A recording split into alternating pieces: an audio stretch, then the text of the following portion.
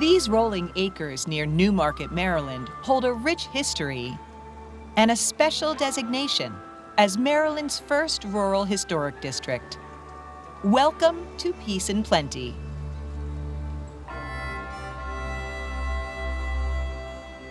Coming upon Peace and Plenty, you will encounter structures and landscapes which look virtually identical to the way they looked 250 years ago.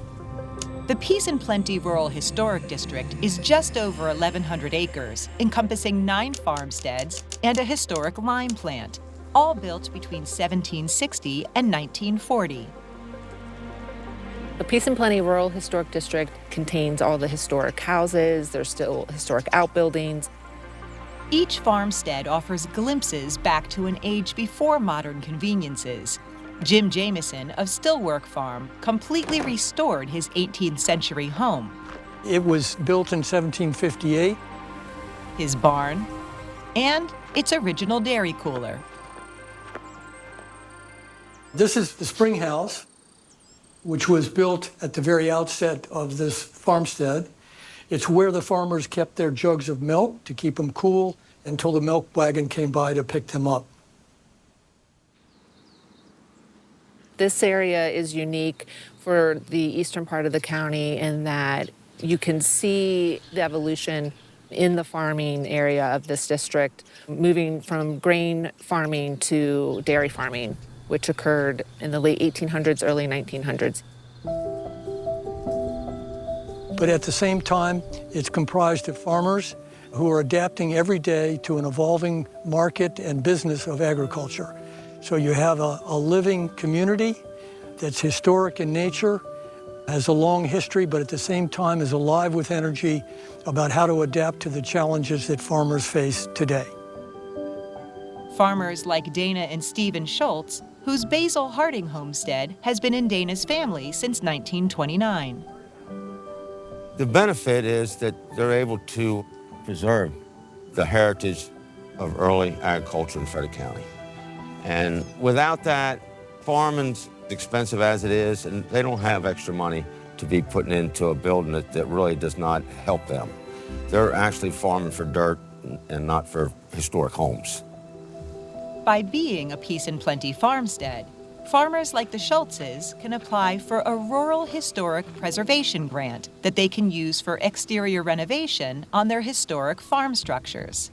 And so those buildings get reviewed by the Historic Preservation Commission. They get eligible for tax credits and grant programs that we have available here in the county. We have a grant for $46,000 to replace this metal roof with standing seam roof. And then later we can go back and reapply for another grant in order to finish the outside with shutters, windows, and such, and varnish. The benefit of funding to conserve and maintain historic structures is a big plus.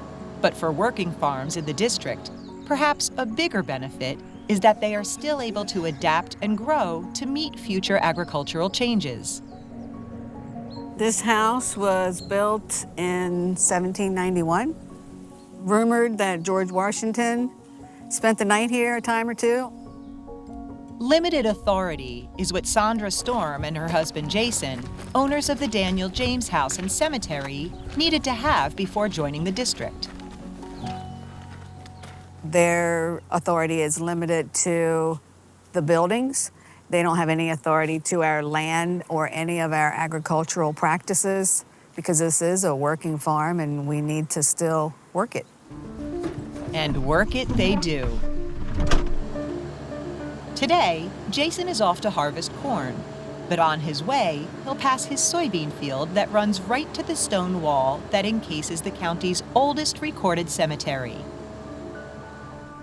Holding a War of 1812 general, his family, and 14 unmarked graves of those enslaved on the farm. Those graves must be recognized. They will be more fully recognized in time.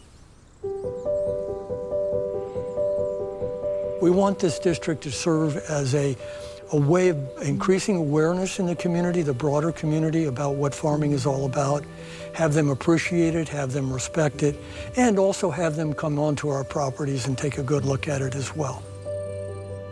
I think other counties definitely can use this as a model, how we can make ag preservation and historic preservation work together. It's really been a nice segue because the purposes are all the same. You know, ag preservation wants to make sure the land is preserved for future farming, and we want to make sure that the buildings that represent that agricultural history are preserved as well. Thanks for watching Maryland Farm and Harvest. We hope you liked the video. Make sure to subscribe so you won't miss out on future videos. To learn more about our show and watch full episodes, check out mpt.org/farm or just click the link in the description.